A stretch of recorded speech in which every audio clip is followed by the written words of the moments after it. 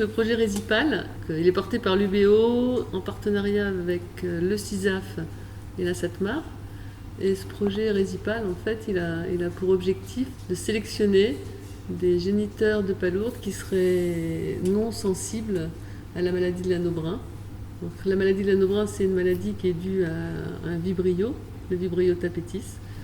Et ce vibrio, en fait, a décimé beaucoup d'élevages en Bretagne Nord dans les années 90. Pour la SATMAR, donc on participe au projet en produisant les familles qui vont être testées lors des manipulations et sur l'avenir de la production de ces familles-là par la vente et la répartition chez les différents clients des individus qui sont créés à partir des familles sélectionnées. Pour ce qui est du CISAF, on accompagne les sélectionneurs dans leur démarche d'amélioration génétique de leur cheptel.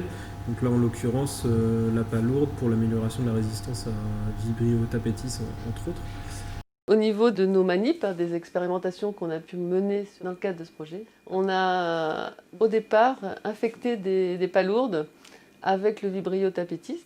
Alors tout ça, ça a été fait il y a à peu près un mois et demi. Et depuis, les animaux donc, ont pu développer la maladie, et certains, non sensibles à la maladie, ont éliminé le pathogène. Et c'est ces animaux-là qui nous intéressent.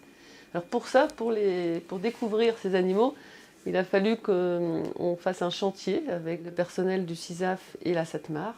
On pèse les animaux, on mesure les animaux, on fait des photos pour avoir le phénotype de la coquille, la croissance de la coquille.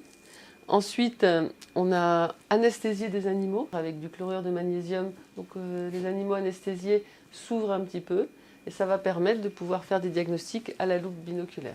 Lorsque les animaux sont sélectionnés négativement pour le symptôme, ils vont être reproduits. Et la reproduction de ces animaux résistants devrait permettre d'obtenir à plus long terme des animaux résistants à la vibriose.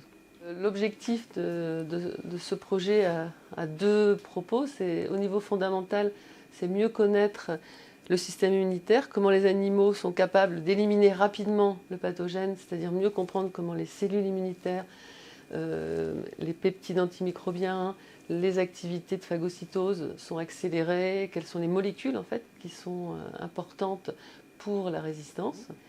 Et aussi, au niveau génétique, mieux comprendre les gènes qui seraient importants dans la sélection et la résistance aux maladies. Sinon, au niveau appliqué, ce qui est important, c'est refaire une polyculture qui n'est pas que de l'aquaculture d'huîtres ou de moules, mais aussi de palourdes européennes, de palourdes japonaises en Bretagne.